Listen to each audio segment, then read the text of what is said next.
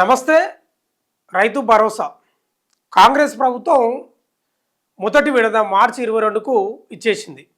దాదాపు 70 లక్షల మంది రైతుల ఖాతాల్లో 1 ఎకరకే పడ్డాయి.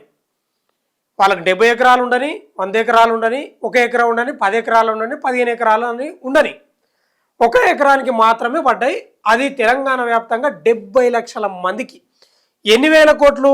3,590 కోట్లు మొదటి విడతల తెలంగాణ కాంగ్రెస్ ప్రభుత్వం విడుదల చేసింది. అయితే అప్డేట్ ఏంటంటే రెండో విడత కూడా ఈ నెల రెండో వారంలో రాబోతున్నాయి. ఎన్ని కోట్లు? 2,650 కోట్లు. ఎన్ని ఎకరాలకు? 5 ఎకరాలకు 2,650 కోట్లు రెండో విడత రాబోతుంది రెండో వారంలో. నేను కూడా పోయినా, గ్రామాలలో తిరిగినా, బాగాలేదు పరిస్థితి. ఏంది పడ్డదిగా రైతు బంధు అంటే ఏం పడ్డది? కేసీఆర్ ఉన్నప్పుడు టక్కున పడేది అంటారు. మరి ఇప్పుడు పడ్డాయి కదా అంటే ఏడవాడే 1 ఎకరానికే పడ్డది అంటారు. అంటే ఏమంటారు అంటే అసంతృప్తి వ్యక్తం చేస్తూ ఉన్నారు. రేవంత్ రెడ్డి ఏమంటున్నాడు? జీతాలు కిస్తీలకు అంటే అదే మిత్తీలకు ఇవి ఓంగా మెల్లమెల్లగా అడ్జస్ట్ చేస్తున్నా అని ఆయన చెప్తున్నాడు. కానీ రైతులు అవన్నీ పట్టించుకోరు కదా, ప్రజలు అవన్నీ పట్టించుకోరు కదా. నేను గ్రౌండ్కి పోయినప్పుడల్లా ఇది మామూలుగా అడుగుతున్నా, పర్సనల్గా కూడా అడుగుతున్నా, ఎట్లుందా అదే అంటే వాళ్ళకి ఎక్కడ పైసలు ఒక మొక్కన పడనందుకు వాళ్ళకి పెద్దగా లాభం లేదని చెప్తా ఉన్నారు. మిత్తిలు కడుతున్నాయి. ఆ ఫర్టిలైజర్లు ఉంటారు కదా ఊర్లలో, వాళ్ళ దగ్గర పోయి మిత్తిలకు వేస్తారు విత్తనాలు, పిండి సంచులు, మందులు. ఆ మిత్తిలు పెరుగుతున్నాయి. ఏం లాభం? ఆయన ఎప్పుడు ఇచ్చి టైంకి ఇస్తే బాగుంటుంది కదా, అదునుకో పదునుకో. సరే ఇచ్చిండు, ఇప్పుడని ఇచ్చిండు, ఒకసారి వేయాలి కదా, అది వేయలేదు అని చెప్తా ఉన్నారు. అంటే రైతు భరోసా మీద ఇప్పుడు కేసీఆర్ ఏమో రైతు బంధు అన్నాడు, వీళ్ళేమో రైతు భరోసా అంటున్నారు. భరోసా అని చెప్తా ఉన్నారు కదా, మాటలకే పరిమితం, పెద్ద భరోసా ఇచ్చినట్టు లేదని వాళ్ళే చెప్తున్నారు. ఇప్పుడు కాంగ్రెస్ ప్రభుత్వం కూడా ఇప్పుడు కేసీఆర్కి సాధ్యమైంది, మరి మీకు ఎందుకు కాలే? ఇదే ప్రశ్ననే పాలకులది. వాళ్ళు అదే అంటారు, నా ప్రశ్న కాదు ఇది, వాళ్ళు అంటారు. మరి కేసీఆర్ నేనే అదే అన్నా, ఇప్పుడు అప్పులు ఉన్నాయంట, మిత్తిలు కడుతున్నారు, జీతాలకు పోతున్నాయంట, పైసలు లేవు, అక్కడే ఎక్కడో చదువుతున్నాడు అంటే మరి కేసీఆర్ కూడా ఇవ్వలేదా జీతాలు? అప్పుడు అప్పులు కట్టలేదా? మిత్తిలు కట్టలేదా? ఆయన చదరలేదా? ఆయన ఇచ్చిండు కదా, మరి ఈయన ఎందుకు ఇస్తలేదా అంటున్నాను. అది కూడా ప్రశ్ననే. మరి పాలకుల లోపం, ముఖ్యమంత్రి లోపం, ఆర్థిక మంత్రి లోపమే కదా. ఇప్పుడు రైతులకు ఎప్పుడైనా మీరు గుర్తుపెట్టుకోండి, మీరు ఇట్లా ఇవ్వడం వల్ల లాభం లేదు. ఇప్పుడు రెండో విడతకు 5 ఎకరాలకు ఇస్తా అంటున్నారు. మీరు ఇట్లా ఇవ్వడం వల్ల వాళ్ళ అసంతృప్తిగా సంతృప్తి లేరు. మీకు ఇది పెద్ద డ్యామేజే ఇది. వాళ్ళకు యాసంగి పైసలు 3 విడతల్లో ఇస్తే వాళ్ళకి ఏం లాభం? ఏమనంటే ఏ పథకం ఆపాలని మీరే అడుగుతున్నారు, రైతులను అడుగుతున్నారు, రిటైర్మెంట్ ఉద్యోగులను అడుగుతున్నారు. మీ ఎవడు ఏమన్నాడు ఈ పథకాలన్నీ? ఆ ఫ్రీ బస్ ఎవడు పెట్టమన్నాడు, ఇంకా ఏవో పథకాలు ఉన్నాయి, అవి ఎవడు పెట్టమన్నాడు? రైతు బంధు పథకం లేదా రైతు భరోసా పథకం అద్భుతం 100%. కానీ అదునికి ఇవ్వకపోతే ఏం లాభం? అయితే మొదటి విడతల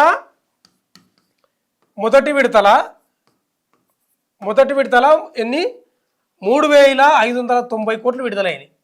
90 కోట్లు మొత్తం ఎన్ని? 70 లక్షల మందికి 1 ఎకరానికే పడ్డాయి. అంటే 20, 30, 40, 50, 70, 80 ఎకరాలు ఉన్నోనికి, 1 ఎకరాన్ని ఉన్నోనికి కూడా 1 ఎకరానికే పడ్డాయి. రెండో విడత వచ్చేసి ఈ వారం వల్ల ఎన్ని కోట్లు? 2,650 కోట్లు అంట. 2,650 కోట్లు ఎప్పుడు పడతాయంటే ఇదేంది? ఏ నెల? ఏప్రిల్ కదా.